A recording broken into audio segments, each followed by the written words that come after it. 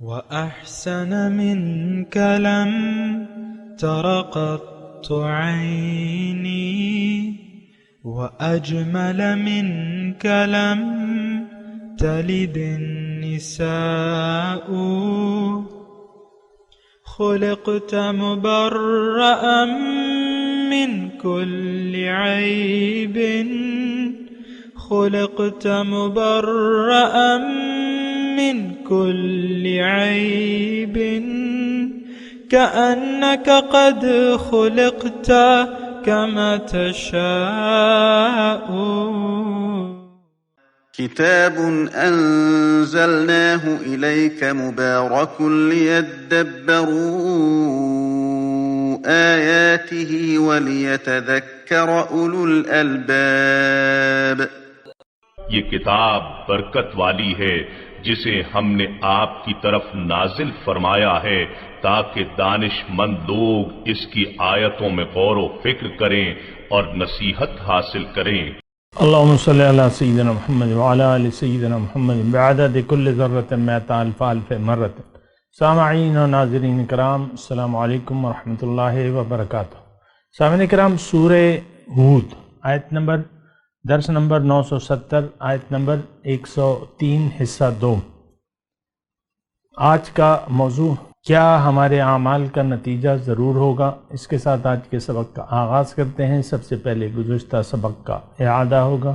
اعوذ باللہ من الشیطان الرجیم. پناہ مانگتا ہوں میں اللہ کی شیطان مردود سے. بسم اللہ الرحمن الرحیم. شروع اللہ کے نام سے جو بڑا مہربان نہایت رحم والا ہے. ان فی ذلک لآیۃ لمن خاف عذاب الآخرہ ذلک یوم مجموع له الناس وذلک یوم مشہود. ان قصوں میں اس شخص کے لیے جو عذاب آخرت سے ڈرے عبرت ہے. یہ وہ دن ہوگا جس میں سب اکٹھے کیے جائیں گے، اور یہی وہ دن ہوگا جس میں سب خدا کے روبرو حاضر کیے جائیں گے. سامعین کرام، سورہ ہود آیت نمبر 103. ان فی ذالک لآیۃ لمن خاف عذاب الآخرہ. حقیقت یہ ہے کہ اس میں ایک نشانی ہے ہر اس شخص کے لیے جو آخرت کے عذاب سے ڈرتا ہو. ذالک یوم مجموع، یہ وہ ایک دن ہوگا جس میں سب لوگ جمع ہوں گے. وذالک یوم مشہود، اور وہ پھر جو کچھ بھی اس روز ہوگا وہ سب کی آنکھوں کے سامنے ہوگا. وما نؤخرہ الا لاجل معدودہ، اور ہم اس کے لانے میں کچھ بہت زیادہ تاخیر نہیں کر رہے ہیں. یوم یأتی لا تکلم نفس الا باذنہ، جب وہ آئے گا یعنی وہ دن جب ہوگا تو کسی کو بات کرنے کی مجال نہیں ہوگی الا یہ کہ اللہ تعالیٰ اس کی اجازت دے. فمنہم شقی و سعید، تو اس روز کچھ لوگ بدبخت ہوں گے اور کچھ نیک بخت. سامعین کرام، جو آیت نمبر 103 ہے وہ بہت زیادہ غور طلب ہے، اور اس میں اللہ تعالیٰ نے فرمایا کہ ان فی ذالک لآیہ، ان فی ذالک لآیہ لمن خاف عذاب الآخرہ، کس شخص کے لیے جو عذاب آخرت سے ڈرتا ہو. یہ بہت اہم بات ہے سامعین کرام. اصل میں تو دیکھیں، دنیا میں ہم ایک امید اور خوف کے درمیان زندگی گزار رہے ہیں. بہتر مستقبل کی امید بھی ہے اور ناکامی کا خوف بھی ہے. یہ ایک بات نوٹ کر لیں، ہم جو کچھ بھی کرتے ہیں وہ برے مستقبل سے بچنے کے لیے کرتے ہیں. یعنی ہم جو کچھ بھی سٹرگل کرتے ہیں دنیا میں، محنت کرتے ہیں، وہ ایک بری کل سے بچنے کے لیے کرتے ہیں. زیادہ مال و دولت آپ کمانے کی آرزو رکھتے ہیں تو اس کا مطلب یہ ہے کہ آپ تو اللہ سے، یعنی اللہ سے نہیں بلکہ مخلوق سے، یعنی میٹیریل سے توقع رکھتے ہیں کہ یہ مجھے فائدہ دے گا، تو اس نقصان سے بچنے کے لیے، اس ناکامی سے بچنے کے لیے آپ پھر محنت کرتے ہیں۔ یہ ساری جو ہم محنتیں کرتے ہیں، تو ایک تو اس کا محنت نہ کرنے کا انجام ہمارے سامنے ہوتا ہے، اور محنت کرنے کی جو وجہ سے جو ہمیں ملنے والا ہے اس کا لالچ ہوتا ہے۔ یہ دو باتیں نوٹ کر لیں۔ خلاصہ کلام یہ ہے کہ انسان ہر وہ کام کرتا ہے جس کی جس سے وہ فائدے کی امید رکھتا ہو، یا جس کے نقصان سے وہ بچنا چاہتا ہو۔ یہ مضمون بڑا طویل ہے، لیکن میں دوبارہ یہ جملہ میں دوبارہ کہہ دیتا ہوں، دنیا میں ہم جو بھی زندگی گزار رہے ہیں وہ یا تو اچھے کل کی لالچ ہے، یا نقصان سے بچنے کے لیے ہم محنت کرتے ہیں۔ اچھا، اب جہاں تک معاملہ ہے آخرت کا، وہ تو ایک ایسا دن ہے جو ہماری نگاہ کے سامنے نہیں ہے، وہ تو مستقبل یعنی کل کی بات ہے، آج کی بات نہیں ہے۔ آج یعنی دیکھیں، آپ آج کی فکر میں زندگی گزار دیتے ہیں، جو بھی ہوتا ہے آپ محنت بھی کرتے ہیں، جو بھی کرتے ہیں، لیکن یہ آپ کی آج کی فکر ہے۔ اور افسوس سے یہ میں کہوں گا سامعین کرام کہ ہم نے دنیا ہی میں اپنا کل تلاش کر لیا ہے، حالانکہ دنیا آج ہی آج ہے، ہمارا کل جو ہے وہ مرنے کے بعد ہوگا۔ یہ بات نوٹ کر لیں، جس پہ ہمیں یقین نہیں ہے، آج کے مسلمانوں کی میں بات کر رہا ہوں، ہمیں اس پر یقین نہیں ہے۔ باطن سے جو بھی چیز تعلق رکھتی ہے، ہمیں اس پر نہ یقین ہے، نہ ہم اس پر یقین کرنا چاہتے ہیں۔ یہ بات بھی نوٹ کر لیں۔ آخرت اصل میں عذاب الآخرہ کے الفاظ ہیں اس آیت میں، کہ اس میں نشانی تو ہے، لیکن اس کے لیے جو آخرت کے عذاب سے ڈرتا ہے۔ اب آخرت پہ تو ہمارا یقین نہیں ہے، کیونکہ وہ ہماری نظر سے اوجھل ہے، اگرچہ موجود ہے، تو لیکن ہمارا یقین تو نہیں آتا، اور نہ ہم اس پر یقین کرنا چاہتے ہیں، نہ ہمارا یقین ہے۔ ہمارا یقین جو حواس خمسہ ہیں اس تک محدود ہے، جو ہم دیکھ رہے ہیں، سن رہے ہیں، جو کچھ بھی ہے ہمارے حواس میں، عقل کی حدود میں جو کچھ بھی ہے، اسی کو ہم نے اصل سمجھ لیا ہے، اور اسی کو ہم حقیقت سمجھ لیا ہے ہم نے۔ اور پھر یہ جو جھوٹا کل ہے، اس کے لالچ میں یا اس کے خوف میں ہم محنت کر رہے ہیں۔ لیکن اصل بات یہ ہے کہ دیکھیں، دنیا ایک عمل ہے، اور اس کا ایک رد عمل بھی ہوتا ہے۔ یہ بات ذرا بہت بنیادی ہے، اور میں اللہ تعالیٰ کے کرم، اس کی فضل اور اس کی توفیق سے آپ کو یہ بتا رہا ہوں کہ دیکھیں، یہ دنیا کا جو نظام ہے یہ مکافات عمل پر مشتمل ہے۔ ہر عمل کا ایک رد عمل ہوتا ہے، یا ہر جو ہمارے سامنے ہو رہا ہے وہ ایک عمل کا نتیجہ ہے۔ ہمارے سامنے جو کچھ بھی ہو رہا ہے، جو کچھ پیش آ رہا ہے، ہمارے مادیات کی میں بات کر رہا ہوں، وہ ایک عمل کا نتیجہ ہے۔ رات ہوتی ہے تو وہ ایک عمل کا نتیجہ ہوتا ہے، دن چڑھتا ہے تو وہ ایک عمل کا نتیجہ ہوتا ہے، بارشیں ہوتی ہیں تو وہ ایک عمل کا نتیجہ ہوتا ہے۔ ہم دنیا میں بھی اس پر یقین رکھتے ہیں، یہ مکافات عمل یعنی اعمال کے نتائج پر دنیاوی لحاظ سے ہم یقین رکھتے ہیں۔ اپنے بیٹے کو آپ دیکھ لیں، 15-16 سال پڑھاتے ہیں، خوب محنت کرواتے ہیں، فیسیں بھی دیتے ہیں اور سب کچھ کرتے ہیں، اس کے ساتھ محنت بھی کرتے ہیں، تو یہ آپ کو پتہ ہے کہ اس کا ایک رد عمل ہوگا۔ کل میرا بچہ ڈاکٹر بن جائے گا، انجینئر بن جائے گا، بعض لوگ کہتے ہیں میرا بچہ لیڈر بنے گا، اس کو میں لیڈر بناؤں گا۔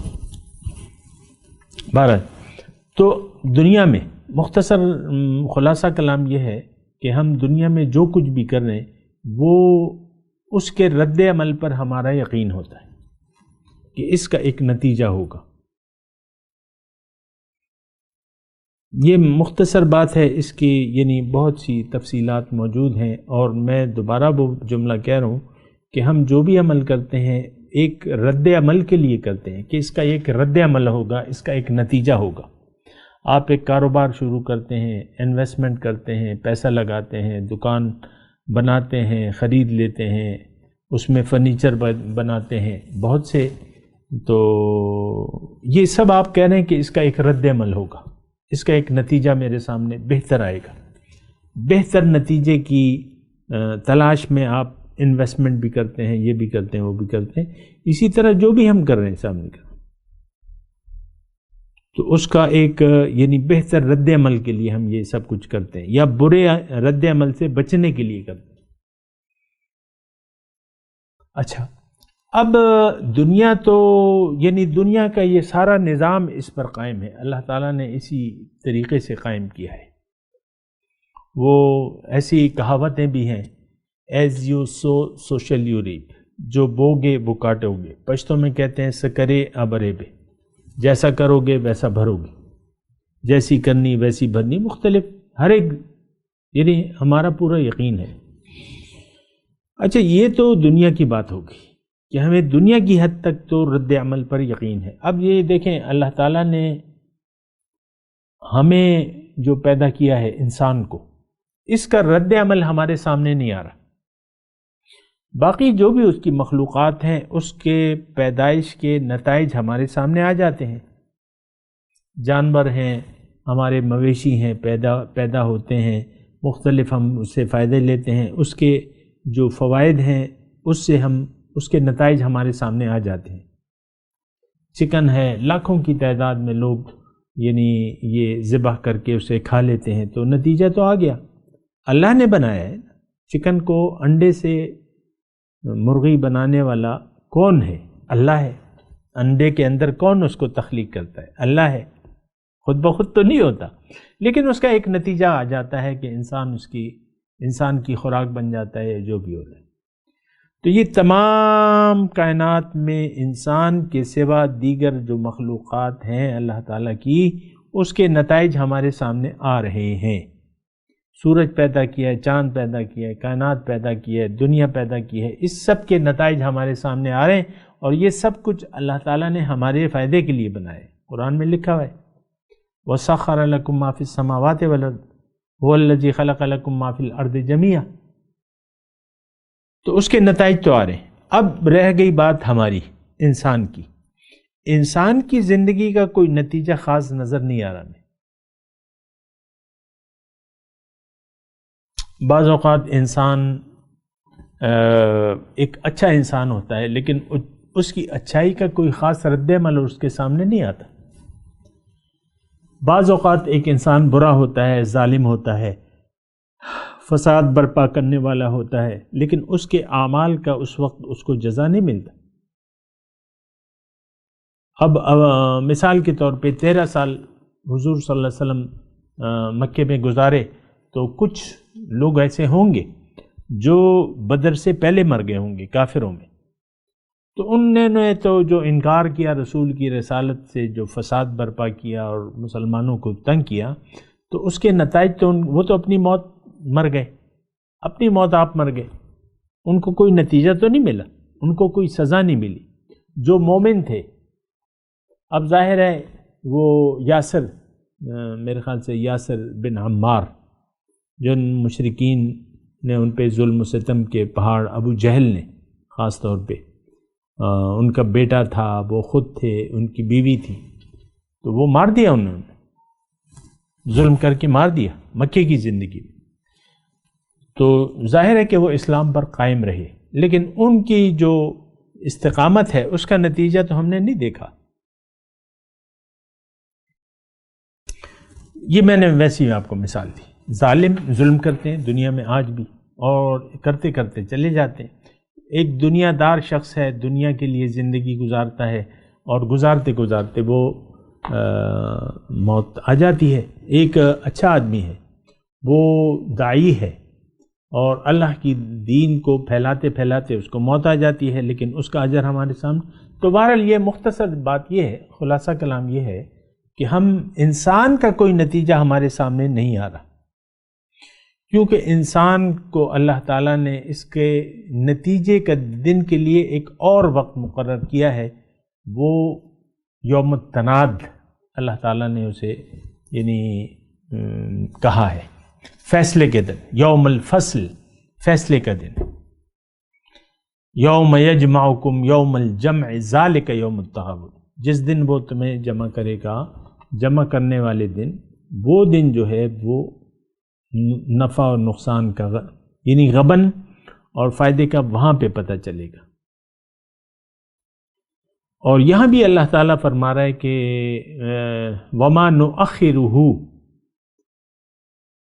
ذالک یوم مجموع، یہ وہ دن ہوگا کہ جس دن سب لوگ جمع کیے جائیں گے، اور وہ دن ذالک یوم مشہود، اور اس روز جو کچھ بھی ہوگا وہ سب کی آنکھوں کے سامنے ہوگا، یعنی نتیجے کا دن آخرت ہے، دنیا نہیں ہے نتیجے کا دن، دنیا دار العمل ہے، دار الجزا یوم آخرت ہے، یوم توفی کل نفس ما کسبت لا ظلم اليوم الیوم تجزون ما کنتم تعملون، تو پورا بدلہ جو ہے اس دن دے دیا جائے گا، یعنی فیصلہ ہو جائے گا، اور اس دن فیصلہ ہوگا۔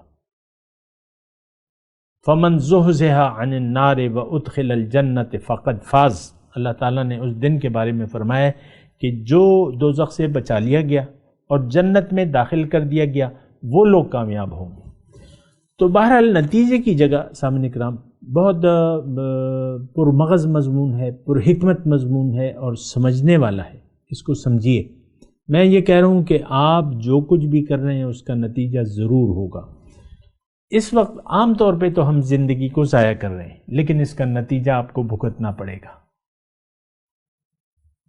ہم لوگ زندگی کو فضول ضائع کر رہے ہیں، یہ رات اور دن آپ تو دنیا کے لیے گزار رہے ہیں، آپ کے رات اور دن گزارنے میں تو للہیت نہیں ہے، نفسانیت ہے، آپ تو دنیا کے لیے زندگی گزار رہے ہیں، اپنے ظاہر کے لیے آپ زندگی گزار رہے ہیں، اپنے بچوں کے ظاہر کے لیے آپ مر رہے ہیں، جی رہے ہیں۔ آپ کے لیے، آپ کی نظر میں تو کچھ اور مقام ہے ہی نہیں۔ یوم جزا کا ہمارا دیکھیں، ہمارے ذہن میں یوم جزا کا کوئی تصور نہیں، لیکن یہی تو بنیادی عقیدہ ہے جس پہ ہمیں یقین کرنا ہے۔ 3 بنیادی عقائد سے قرآن بحث کرتا ہے، توحید، رسالت اور یوم آخرت۔ یوم آخرت کا اگر آپ کو یقین نہیں ہے، جیسا کہ ہمیں نہیں ہے، میں بالکل پورے یقین سے کہہ رہا ہوں کہ ہمیں یوم آخرت کا کوئی یقین نہیں، تو ہم تو دنیا کے لیے زندگی گزار رہے ہیں، ظاہر کے لیے زندگی گزار رہے ہیں۔ اب آخرت کا اگر آپ کو یقین نہیں ہے تو پھر آپ کو خوف بھی نہیں ہوگا۔ تھوڑی توجہ سامنے، آیت نمبر 103 پہ میں بات کر رہا ہوں، ان فی ذالک لآیۃ لمن خاف عذاب الآخرہ، اس میں نشانی تو ہے ان واقعات میں، لیکن اس کے لیے جو آخرت کے عذاب سے ڈرتا ہو۔ اب آخرت کے عذاب پہ تو میں پورے یقین سے کہتا ہوں کہ ہمیں انفرادی طور پہ بھی اور اجتماعی طور پہ بھی عذاب آخرت پر یقین نہیں حاصل، یقینی نہیں ہے۔ جب یقین نہیں ہے تو آپ کو خوف کیسے لگے گا؟ حالانکہ وہ تو ایک بڑی خوفناک قسم کی آگ ہے، وہ تو وہاں جائیں گے آپ تو پتہ چلے گا آپ کو، اور پھر سب کچھ داؤ پہ لگانے کے لیے تیار ہوں گے، لیکن نہ تو وہ آپ کے پاس ہوگا، اور اگر ہوگا بھی تو فدیے میں آپ سے قبول بھی نہیں کیا جائے گا۔ آج تو بہت تھوڑا مطالبہ ہے آپ سے تو کچھ، یہ تو مفت ہے جنت، یہاں جنت کا سودا تو مفت ہے۔ ان اللہ اشتری من المؤمنین انفسهم واموالهم بان لهم الجنہ، اللہ تعالیٰ نے مومنوں سے سودا کر لیا ہے، ان کے مال اور جان کا عوض میں جنت ہے ان کے۔ تو دیکھیں یہ بہت ہی پریشان کن مرحلہ ہے کہ ہمیں آخرت کے بارے میں کوئی یقین حاصل نہیں ہے۔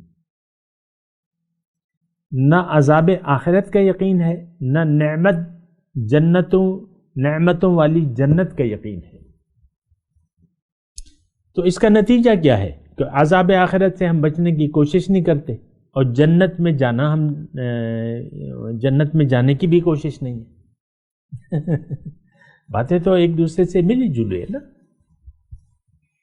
اور دیکھیں آج جو مسلمان کی حالت ہے، ایک بات میں آپ کو یعنی نوٹ کرا دوں، یہ ساری جو صورتحال ہے آپ کو یعنی تھوڑا سا اگر آپ غور کریں تو پتہ چل جائے گا کہ آج مسلمان پر زوال کیوں ہے، یہ کیوں نشان عبرت بن گیا ہے۔ اس لیے کہ اس کا یقین نہیں ہے آخرت پر، نہ جنت پہ ہے نہ دوزخ پہ ہے، اور نہ اللہ کے الہ واحد ہونے پہ ہے، اور نہ رسول اس کے سامنے کوئی رول ماڈل ہے۔ اللہ، تو بات تو ختم ہوگی اگر آپ کا یقین آخرت پر نہیں ہے۔ دیکھیں اس میں لمبے چوڑے دلائل کی ضرورت نہیں ہے، اور میں آپ سے بحث بھی نہیں کر رہا، میں آپ سے الجھنا بھی نہیں چاہتا، میں تو صرف آپ کو اطلاع دے رہا ہوں کہ آپ کا یوم آخرت پر قطعاً یقین نہیں، ذرہ برابر یقین نہیں، نہ جنت پہ ہے نہ دوزخ پہ ہے۔ آج دیکھ لیں پاکستان کی عام حالت دیکھ لیں، رشوت، کرپشن، مال حرام، بات ختم ہو گئی۔ تو مسئلہ تو بڑا ٹیڑھا ہو جاتا ہے، مسئلہ ٹیڑھا ہو جاتا ہے۔ تو دیکھ لیں آپ کہ کیا آپ کرنا، یعنی اپنے لیے دیکھیں، خود راستے کا انتخاب کریں، وہ زندگی جس پر آپ کو یقین نہیں ہے وہاں آپ نے ضرور جانا ہے، اور 2 مقامات سے ایک مقام ضرور آپ کا ہے۔ یہ نہیں ہو سکتا کہ آپ دوبارہ زندگی نہ ملے، یہ بھی نہیں ہو سکتا کہ آپ نہ جنت میں جائیں اور نہ دوزخ میں جائیں۔ اور جنت میں تو سرکار آپ اس وقت جائیں گے جب جنت کے لیے کوشش کریں گے۔ ہماری ساری کوششیں تو محدود ہیں دنیا تک۔ فَأَعْرِضْ عَمَّنْ تَوَلَّىٰ عَنْ ذِكْرِنَا وَلَمْ يُرِدْ إِلَّا الْحَيَاةَ الدُّنْيَا۔ آپ اس شخص سے اپنا رخ انور پھیر لیجئے جو پھر گیا میری یاد سے، اب یہ نہیں چاہتا صرف دنیا ہی کی زندگی۔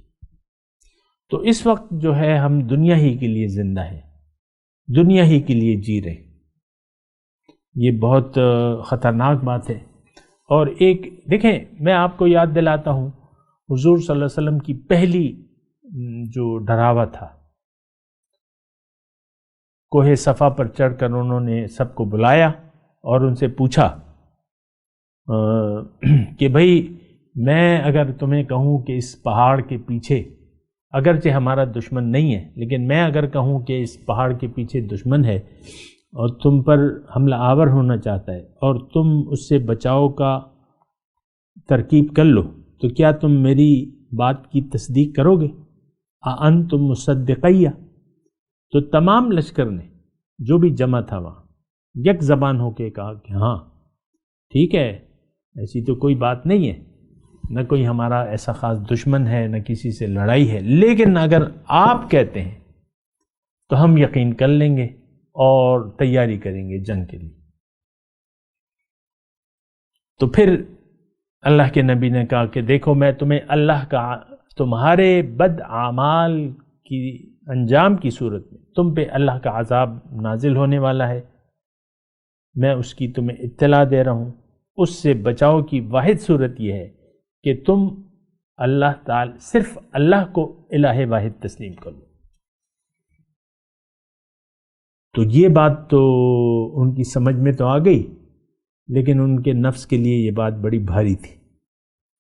ابو لہب نے بددعا دی، پھر جواب میں سورہ لہب نازل ہوئی، تبت یدا ابی لہب وتب ما اغنى عنه ماله وما كسب سيصلى نارا ذات لہب وامرأته حمالة الحطب في جيدها حبل من مسد۔ تباہی ہے، ہاتھ ٹوٹ جائیں ابو لہب کے، اور ٹوٹ گئے۔ میں بھی آپ کو یہ کہہ رہا ہوں کہ ہمارے ہاتھ ٹوٹ گئے ہیں اور ہم تباہ ہیں۔ یہ دیکھیں پورے یقین سے میں کہہ رہا ہوں، کیونکہ مجھے پتہ ہے کہ یہ آج کے لوگ جو ہیں ان کا یقین نہیں ہے، نبی کی بات پر، نبی کے ڈراوے پر ہمارا کوئی یقین نہیں۔ دیکھیں وہ ڈراوا جو نبی صلی اللہ علیہ وسلم نے کوہ صفا پر کھڑے ہو کے دیا تھا وہ آج ہمارے لیے ہے. ہمیں نبی واضح طور پہ ڈرا رہے ہیں کہ اے مسلمانوں 2020 کے تم نے جو اللہ سے منہ موڑا ہوا ہے اور من چاہی زندگی گزار رہے ہو، اس کے نتیجے میں تم اللہ کے عذاب میں دنیا میں تو مبتلا ہو، لیکن آخرت میں تم اللہ کے عذاب سے نہیں بچ سکتے. یہ دعوت، یہ اطلاع رسول کی آج ہمارے لیے بھی ہے سامنے. تو بہرحال میں اپنے مضمون کی طرف آتا ہوں. ان فی ذالک الآیۃ لمن خاف عذاب الآخرہ. اس میں نشانی تو ہے لیکن اس کے لیے جو آخرت کے عذاب سے ڈرتا ہے. وذالک یوم مجموع، اور یہ سب لوگوں کے جمع ہونے کا دن ہوگا جس میں سب لوگ جمع ہوں گے، اور اس دن جو کچھ بھی ہوگا مشہود. ذالک یوم مشہود، وہ سب کے سامنے ہوگا. تو بہرحال بہت ہی ایک کٹھن صورتحال سامنے آ رہی ہے ہماری، اور ایک بہت برے انجام سے ہم دوچار ہونے والے ہیں. اور میں اللہ تعالیٰ کی طرف سے آپ کو خاص طور پر واضح طور پہ بتا رہا ہوں کہ اس سے آپ اپنے آپ کو بچا لیں، اپنے آپ کو اس آگ سے بچا لیں. انقذوا نفسکم من النار، یہ حضور کے الفاظ ہیں، ہمیں اللہ وہ کہہ رہے ہیں کہ اپنے آپ کو آگ سے بچا لو. اے مسلمانوں، جو نام کے مسلمانوں، حقیقی ایمان لے آؤ. یا ایھا الذین آمنوا آمنوا باللہ ورسولہ، اللہ پہ حقیقی ایمان لے آؤ. بہرحال گزارش اتنی سی ہے، آپ سوچیں ذرا. میں تلاوت کرتا ہوں، میرے ساتھ دہرائیے. اعوذ باللہ من الشیطان الرجیم، بسم اللہ الرحمن الرحیم. ان فی ذالک لآیۃ لمن خاف عذاب الآخرہ. ذالک یوم مجموع لہ الناس وذالک یوم مشہود. اب ان آیات کا ترجمہ سنا دیں. ان فی ذالک لآیہ، اس میں نشانی ہے لمن خاف عذاب الآخرہ، جو آخرت کے عذاب کا خوف رکھتے ہیں. ذالک یوم مجموع، یہ اس دن سب لوگ جمع کیے جائیں گے. مجموع لہ الناس، اس دن سب لوگ جمع کیے جائیں گے. وذالک یوم مشہود، پھر جو کچھ بھی اس دن ہوگا سب کی آنکھوں کے سامنے ہوگا.